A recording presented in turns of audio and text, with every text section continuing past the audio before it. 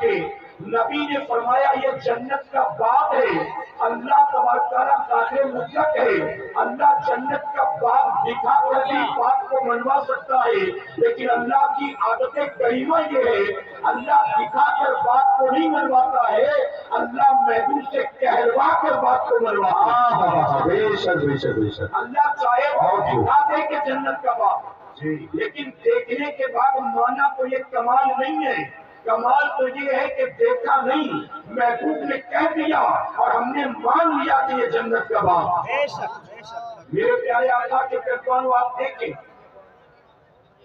معراج پاک کی تاریخ قریب ہے، حضور اکرم صلی اللہ علیہ وسلم جب سفر معراج سے واپس آئے تو صحابہ اکرام نے حضور اکرم صلی اللہ علیہ وسلم کو گھیرا، توجہ ہے نا اپنی، آ کر عرض کرتے ہیں یا رسول اللہ صلی اللہ علیہ وسلم ہم نے خدا کو نہیں دیکھا لیکن آپ کو دیکھ کر آ گئے، آپ کے کہنے پر ہم نے اپنے باپ دادا کے دین کو چھوڑا، اپنے باپ دادا کے باطل معبودوں کو چھوڑا، آقا ہم نے اللہ کو دیکھا نہیں ہے، آپ دیکھ کر آ گئے ہیں، ابو جہل ہم کو چھیڑتا ہے، ابو لہب ہم کو چھیڑتا ہے، عتبہ شیبہ ہمیں پریشان کرتے ہیں، وہ کہتے ہیں کہ محمد کے کہنے پر صلی اللہ علیہ وسلم تم نے باپ دادا کے خداؤں کا انکار کر دیا، ارے جس خدا کو تم نے دیکھا نہیں ہے، جس کی آواز کو تم نے سنا نہیں ہے، جسے تم کبھی محسوس نہیں کر سکتے ہو، آخر تم نے اس کا کلمہ پڑھ لیا، ہمارے ساتھ مکے کے متقدے میں چلو، ہم وہاں تمہیں اپنے خدا دکھاتے ہیں، وہاں لات کا بت موجود ہے، منات کا بت موجود ہے، عزا کا بت موجود ہے، ہم تمہیں اپنے خدا کو دکھاتے ہیں، تم دیکھ بھی سکتے ہو، ان کے قریب جا کر بیٹھ بھی سکتے ہو، ہاتھ لگا کر انہیں محسوس بھی کر سکتے ہو۔ آقا دن رات مکے کے مشرکین ہم کو پریشان کرتے ہیں، اے آقا ہم ان کو جواب دینا چاہتے ہیں، ہم نے خدا کو نہیں دیکھا، آپ دیکھ کر آ گئے ہیں، کم سے کم ہم کو بتا ہی دیں ہمارا رب کیسا دکھائی دیتا ہے، ہمیں بتائیں کہ ہمارا مولا کیسا دکھائی دیتا ہے۔ تو جانتے میرے نبی نے کیا جواب دیا تھا؟ آقا فرماتے ہیں تم مجھ سے پوچھتے ہو میں تمہیں بتاؤں کہ اللہ کیسا دکھائی دیتا ہے، ارے کوئی مثل ہو تو مثال دو، اللہ ایسا دکھائی دیتا ہے، اللہ جیسا کچھ بھی نہیں، کیسے بتاؤں کہ اللہ کیسا دکھائی دیتا ہے؟ جب نبی نے فرمایا کوئی مثل ہو تو مثال دو، تو جانتے سارے صحابہ بن دیکھے ایک زبان ہو کر پکار اٹھے، ایک دیکھنے والے کا کہاں مان لیا ہے، ایک دیکھنے والے کا کہاں مان لیا ہے، بن دیکھے تجھے ہم نے خدا مان لیا۔ بہت خوب ماشاءاللہ، بہت خوب، نعرہ تکبیر، نعرہ رسالت، علماء اہل سنت، ہم نے اللہ کو فیضان دیکھا، قرآن کا الفرد۔ ہم نے اللہ کو دیکھا نہیں دیکھا، مانتے ہیں نا قرآن اللہ کا کلام ہے، نبی نے کہہ دیا ہم نے مان لیا نا، نبی کے کہنے پر جنت کو بھی مان لیا، نبی کے کہنے پر میدان قیامت کو بھی مان لیا، نبی کے کہنے پر حساب کتاب کے دن کو بھی مان لیا۔ جب نبی کے کہنے پر جنت کو مان سکتے ہو تو اسی نبی کے کہنے پر اس میدان کو جنت کا باغ کیوں نہیں مان سکتے؟ تو ہم کہاں بیٹھے ہیں؟ جنت کے باغ میں بیٹھے ہیں تو پھر اس کا ادب بھی ہونا چاہیے نا، جنت کے باغ میں بیٹھے ہیں تو اس کا احترام بھی ہونا چاہیے۔ اب میرے پیارے آقا کے پیروانوں صحابہ اکرام کو جنت کے باغ کا پتہ چل گیا تو صحابہ اکرام عرض کرتے آقا وہاں میوے کون سے ملیں گے کھانے کو، یعنی جنت کے باغ میں بیٹھے تو میوہ کون سا؟ تو حضور اکرم صلی اللہ علیہ وسلم فرماتے ہیں ذکر کی محفل میں بیٹھ کر سبحان اللہ کہنا، ماشاء اللہ کہنا، اللہ اکبر کہنا، یہ گویا جنت کے باغ میں بیٹھ کر جنت کا میوہ کھانے کی طرح سے۔ تو اللہ نے جنت کے باغ میں بٹھایا ہے، اب یہاں بیٹھ کر جس سے جتنا ہو سکے جنت کا میوہ کھا کر جائیں گے کہ انشاءاللہ۔ میرے پیارے آقا صلاۃ و تسلیم کے پیروانوں، اب ایک بات اور عرض کروں گا، جب اللہ کے ذکر کی برکت سے زمین کا حصہ جنت کا باغ بن سکتا ہے، اگر اپنے گھروں میں بھی ہر مسلمان اللہ کے ذکر کی عادت بنا لے، اللہ ہر مسلمان کے گھر کو بھی جنت کا باغ بنا دے گا۔ اور جب گھر جنت کا باغ بنے گا تو گھر میں نحوست نہیں ہوگی، گھر میں اللہ کی رحمت کا نزول ہوگا۔ جب گھر ذکر کی برکت سے جنت کا باغ بنے گا تو بھائی بھائی میں جھگڑے نہیں ہوں گے، اللہ دلوں میں محبت پیدا کرے گا۔ جب ذکر کی برکت سے ہمارے گھر جنت کا باغ بنیں گے تو بیوی شوہر کا حق ادا کرتی نظر آئے گی، شوہر بیوی کا حق ادا کرتا نظر آئے گا، اولاد ماں باپ کا احترام کرتی بھی نظر آئے گی۔ جب گھروں میں ذکر کی برکتوں سے اللہ گھر کو جنت کا باغ بنائے گا تو گھر میں مصیبت نہیں ہوگی، اللہ گھر میں برکت کا نزول فرمائے گا۔ تو ہمیں میدانوں میں ہی ذکر نہیں کرنا، گھروں میں بھی اللہ کے ذکر کی عادت ڈالنی ہے انشاءاللہ۔ اب ایک اور بات بتاؤں، میرے پیارے آقا کے پیغمبروں جنت کے باغ میں بیٹھے، علماء بھی موجود ہیں، کوئی فتویٰ نہ لگا، ایک بات محبت کی عرض کرتا ہوں، قیامت کے دن جب حساب کتاب مکمل ہوگا، جہنمیوں کو جہنم میں جھونک دیا جائے گا اور جنتیوں کو جنت میں داخل کر دیا جائے گا۔ کہ سبحان اللہ، جنتیوں کو جنت میں داخل کیا جائے گا۔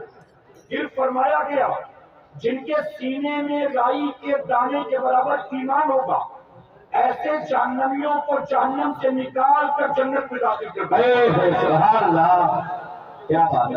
کیسے ہوں گے؟ حضور اکرم صلی اللہ علیہ وسلم کی شفاعت کے صدقے ان جہنمیوں کو جہنم سے نکال کر جنت میں داخل کر دیا جائے گا۔ یہ تو آتا ہے کتابوں میں، بہت سے جہنمی جہنم سے نکال کر حضور کی شفاعت کے صدقے یا سینے میں رائی کے دانے کے برابر ایمان ہوگا اس کی وجہ سے نکال کر جنت میں داخل کر دیا جائے گا۔ لیکن جو جنتی ایک بار جنت میں چلا گیا پھر اسے جنت سے نکالا نہیں جائے گا۔ میرے پیارے آقا کے پیغمبروں، ارے یہ تو ممکن ہے کہ کسی جہنمی کو جہنم سے نکال کر جنت میں داخل کر دیا جائے، لیکن یہ کبھی نہیں ہوگا کہ کسی جنتی کو جنت میں جانے کے بعد جنت سے نکال کر جہنم میں ڈالا جائے۔ تو اب اس سے یہ بات معلوم ہو گئی، جب میرے کریم نے ہمیں جیتے جی زمین پر جنت کے باغ میں بیٹھنے کا موقع دے دیا ہے تو جس رب نے محبوب کے صدقے زمین پر جنت کے باغ میں بٹھا دیا، اب مرنے کے بعد میرا کریم ہمیں جنت سے نہیں نکالے گا، ہم جیسے ہی مریں گے اللہ ہمیں جنت میں داخل فرمائے گا۔ نعرہ تکبیر، نعرہ رسالت، علماء اہل سنت۔ اسی طرح ایک بات اب جنت کے باغ میں بیٹھے ہو، اے میری قوم کے جوانوں، یہاں سے اٹھنے سے پہلے طے کر لینا جنت کے باغ سے ہو کر آ رہے ہیں، اب جہنم میں جانے والا کام نہیں کریں گے کہ انشاءاللہ انشاءاللہ۔ ورنہ جنت کے باغ سے بیٹھ کر نکلا اور پھر چلا جہنم کے راستے پر تو بتائیے اسے جہنم سے کوئی بچا سکتا ہے؟ اسی لیے حضور اکرم صلی اللہ علیہ وسلم فرماتے ہیں تم جہنم میں گرنا چاہتے ہو، میں تمہاری کمر پکڑ پکڑ کر تمہیں بچاتا ہوں۔ آپ جانتے ہیں اگلے مہینے میں ایک ایسی رات آتی جسے ہم اور آپ شب برات کہتے ہیں، نجات کی رات، آزادی کی رات۔ حدیث مبارکہ میں آتا ہے کہ اس رات اللہ تعالیٰ قبیلے بنو کلب کی بکریوں کے بالوں کے برابر اپنے بندوں کو جہنم سے آزاد فرما دیتا۔ اور علماء کیا فرماتے؟ جہنم سے آزاد کس کو کرتا ہے اللہ؟ صوفیاء کو نہیں، اولیاء کو نہیں، تہجد گزاروں کو نہیں، خوف خدا میں رونے والوں کو نہیں، ارے وہ جو اللہ کے نیک بندے ہیں ان کو جہنم سے آزاد نہیں کیا جاتا ہے، وہ تو آلریڈی جنتی ہوتے ہیں۔ فرمایا گیا کہ وہ لوگ جن پر گناہوں کی وجہ سے جہنم واجب ہو گئی ہو، اللہ ایسے جہنمیوں کو اس رات جہنم سے آزاد کر دیتا ہے۔ سبحان اللہ، سبحان اللہ۔ ہماری اور آپ کی بات ہو رہی ہے، اولیاء صوفیاء کی بات نہیں ہو رہی، ہماری بات ہو رہی ہے۔ اب بتائیے شب برات میں اللہ نے ہم جیسے گناہگار کو معاف کر دیا، لیکن دوسرے دن اٹھنے کے بعد پھر ہم وہی گناہوں کے کام کر رہے ہیں، پھر وہی جہنم کے کام کر رہے ہیں۔ اللہ تعالیٰ نے ہمارے جہنم سے نجات کا سامان کیا، لیکن صبح اٹھنے کے بعد پھر ہم نے جہنم ہی کا کام کیا، تو بتائیے پھر جہنم سے ہمیں کوئی بچا سکتا ہے؟ اور ہمارا حال یہی ہے کہ نہیں ہے؟ میرے پیارے آقا کے پیغمبروں، میں علماء کی موجودگی میں آپ سے سوال پوچھتا ہوں، पिछले 2-2.5 साल का अरसा जो हमारी आंखों के सामने से गुजरा, जिसे पैंडेमिक कहते हैं, जिसे कोरोना काल कहते हैं, आप बताइए इन 2-2.5 सालों में हमने और आपने, हमारे छोटे छोटे बच्चों ने वो सारी चीजें अपनी आंखों से देखी जो हमसे पहले बूढ़े बुजुर्गों ने सोचा भी नहीं। बताइए गलत तो नहीं कह रहा हूँ? अस्पताल ये सब के सब लॉकडाउन की वजह से बंद होंगे, आपने कभी सोचा? मेरे प्यारे आका के मेहमान, एक अनदेखा, अनछुआ, अनजाना दुश्मन जिसे कोरोना वायरस कहते हैं, चाइना से चला, हमारे मुल्क तक नहीं पहुंचा, हमारे शहर तक पहुंच गया, हमारे गांव तक पहुंच गया, हमारी गली तक पहुंच गया, हमारे घर तक पहुंच गया। आप बताइए इन 2-2.5 सालों में हमने कोरोना की वजह से क्या कुछ अपनी आंखों से देखा है? अरे करोड़ों लोग इस वायरस की चपेट में आए हैं और लाखों लोग इसकी वजह से मौत के घाट पर गए हैं। मेरे प्यारे आका के मेहमानों, वो इंसान जो बुढ़ापे की वजह से, वो इंसान जो बीपी और शुगर की वजह से, वो इंसान जो ब्लड प्रेशर और टीबी की वजह से, वो इंसान जो हार्ट के प्रॉब्लम की वजह से अपने घर के अंदर कमरे में कैद करके अपने आप को रहता था कि मैं बाहर नहीं निकलूंगा वरना मुझे कोरोना हो जाएगा। आप बताइए ऐसे लोग जिन्होंने अपने आप को कोरोना के डर से कमरों में कैद कर दिया था, कमरे में बैठे बैठे उनको कोरोना हो गया कि नहीं हो गया? बताइए है कि नहीं? यहाँ जितने लोग बैठे, मैं आपसे सवाल पूछता हूँ, हम में से हर किसी का कोई ना कोई दुनिया से रुखसत हुआ होगा। आपके खानदान के अफराद, आपके अपने फैमिली मेंबर, हो सकता है कि आपका दोस्त, आपका पड़ोसी, आपका रिश्तेदार। बताइए यहाँ कोई एक है तो कहे मेरे जान पहचान में, मेरे गांव में, मेरे खानदान में कोरोना की वजह से किसी का इंतकाल नहीं हुआ। मेरे प्यारे आका के मेहमानों, करोड़ों लोग इस वायरस की सद में आए हैं और लाखों लोग मौत के घाट उतर गए हैं और हालात हमने अपनी आंखों से देखा था। कोरोना वायरस के दौर में हमारे शहर की मस्जिद ही पर ताला नहीं था, बल्कि दरवाजे काबा से भी रोक दिया गया था। हजरे अस्वद के पोसे पोसा लेने पर पाबंदी लगा दी गई थी, हज उम्रे पर पाबंदी लगा दी गई थी, मस्जिद हराम में जाने से मना कर दिया गया था। हुजूर की मस्जिद नबी शरीफ आप देखें, जहाँ 24 घंटे गुलामों का तांता लगा रहता है, वहाँ भी पाबंदी लगा दी गई थी, कोई आ जा नहीं सकता था। ये सारे मनाजिर हमने अपनी आंखों से देखे हैं। मेरे प्यारे आका के मेहमानों, हमारे व्हाट्सएप पर एक दिन में कितने लोगों के मौत की खबर आती थी, आप जरा बताइए? कितने लोगों की बीमारी की खबर आती थी, आप जरा बताइए? एक बाप अगर कोरोना की वजह से मरा है, उसके 4 जवान देते थे, 4 जवान बेटे मिलकर भी अपने बाप के जनाजे को कामला नहीं दे सकते। बिल्कुल हाँ। मैं बॉम्बे जैसे शहर में रहता हूँ, मैं वहाँ अस्पताल में किसी मरीज की मौत हुई कोरोना की वजह से, अस्पताल वाले पैकेट में पैक करके उसकी मैयत को कब्रिस्तान लाते थे। न घर वाले चेहरा देख सकते हैं, न मैयत को गुस्ल दे सकते हैं, न उसको कफन पहना सकते हैं, न नमाज़े जनाजा पढ़ सकते हैं।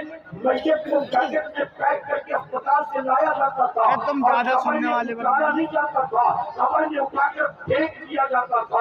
आपने सोशल मीडिया पर ऐसे मनाजिर देखे होंगे। ऐ सरकार मदीना के कहवारों, 68 साल का बूढ़ा बाप रह गया, 25 साल का जवान बेटा दुनिया से चला गया, माँ रोटी पिलकती रह गई, अपने बेटे का चेहरा नहीं देख सकी है। न जाने कितनी बच्चियां बेवा हो गई, न जाने कितने बच्चे यतीम हो गए, न जाने कितनों के सुहाग उजड़ गए, न जाने कितनों के बुढ़ापे की लाठी जाती रही। आप बताइए ये सब कुछ हमने कोरोना काल में अपनी आंखों से देखा है, लेकिन इसके बावजूद हम कल भी जिंदा थे, आज भी जिंदा हैं। इन हालात से बच बचाकर हम सही सलामत यहाँ तक पहुँचे हैं। अब मैं आपसे सवाल पूछता हूँ, मजमे में बैठा हर नौजवान गौर करे, हर नौजवान सोचे और जवाब दे।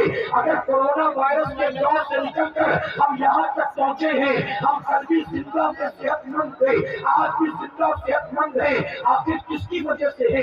हम क्या लॉकडाउन की वजह से जिंदा زندہ ہیں، ہم کیا ماسک کی وجہ سے زندہ ہیں، ہم کیا سوشل ڈسٹینسنگ کی وجہ سے زندہ ہیں، ہم کیا ویکسین کی وجہ سے زندہ ہیں، ہم کیا ڈولو پوری کی وجہ سے زندہ ہیں، ہم کیا WHO کی وجہ سے زندہ ہیں، ہم کیا گورنمنٹ کی پالیسیز کی وجہ سے زندہ ہیں؟ ہم آگے کل بھی زندہ تھے اور آج بھی زندہ ہیں، تو آگے یہ زندگی ہمیں دی کس نے ہے؟ اے مسلمانوں، ماننا پڑے گا زندگی اور موت پر میرے رب کے سوا دوسرا کوئی قدرت نہیں رکھتا۔ اگر کل بھی زندہ تھے اور کورونا کال سے بچا کر صحیح سلامت یہاں پہنچے ہیں تو کسی اور کی وجہ سے نہیں ہے، بلکہ اللہ نے ہماری حفاظت کی ہے، اللہ نے ہم کو زندگی دی ہے۔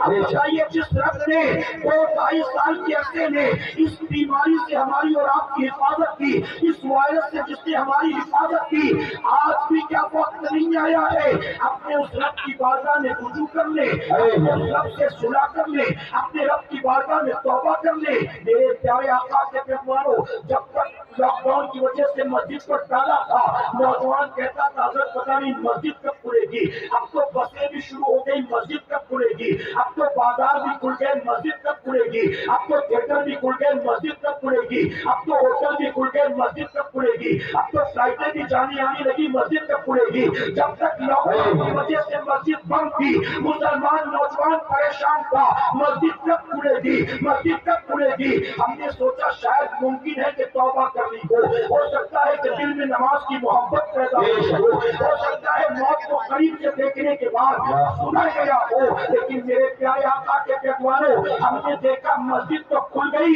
لیکن وہ جوان فجر میں نظر نہیں آیا، ظہر میں نظر نہیں آیا، عصر میں نظر نہیں آیا۔ ارے جب تک مسجد پر پہرا تھا لاک ڈاؤن کی وجہ سے، پریشان تھا مسجد کب کھلے گی، لیکن جب مسجدیں کھل گئی تو سوائے جمعہ کی 2 رکعت کے لیے ہفتے میں کبھی وہ مسجد کا رخ تک نہیں کرتا، کبھی پلٹ کر اللہ کے گھر کی طرف نہیں آتا۔ میں آپ سے کہنا چاہتا ہوں، یہ ساری چیزیں ہم نے اپنی آنکھوں سے دیکھی ہے، اگر آج بھی توبہ نہیں کریں گے، آج بھی ہوش کے ناخن نہیں لیں گے، تو یاد رکھنا آج بچ گئے ہو کل بھی بچے رہو گے، اس کی کوئی گارنٹی نہیں ہے۔ اس لیے مسلمانوں، آج کی محفل پاک سے آپ تمام سے کہنا چاہوں گا، آپ کانوں کے چسکے کے لیے تو نہیں آئے ہو، آپ تفریح کے لیے تو نہیں آئے ہو، آپ مجمع دیکھنے کے لیے تو نہیں آئے ہو، اگر کچھ واقعی دین کی باتیں سیکھنے کے لیے آئے ہو تو میں آپ تمام سے ایک گزارش کروں گا، ادب کے ساتھ اس محفل سے پلٹ کر اپنے گھر جانے سے پہلے اللہ کی بارگاہ میں توبہ کر لینا اور یہ طے کر کے جانا، اے اللہ گیا تھا تو دامن گناہوں سے داغ تھا، لیکن جب پلٹا ہوں تو مولا میں توبہ کر کے پلٹا ہوں۔ جب آیا تھا میں نمازی تھا، میں فجر میں سوئے پڑے رہتا تھا، لیکن مولا جب پلٹ کر آیا ہوں، دینداروں کا چہرہ دیکھ کر آیا ہوں، دینداروں کی محفل سے ہو کر آیا ہوں، جنت کے پاس سے نکل کر آیا ہوں، اے اللہ وعدہ کرتا ہوں اب دنیا یہاں کی واہ ہو جائے، ایک وقت کی نماز جان بوجھ کر قضا نہیں کروں گا، انشاءاللہ۔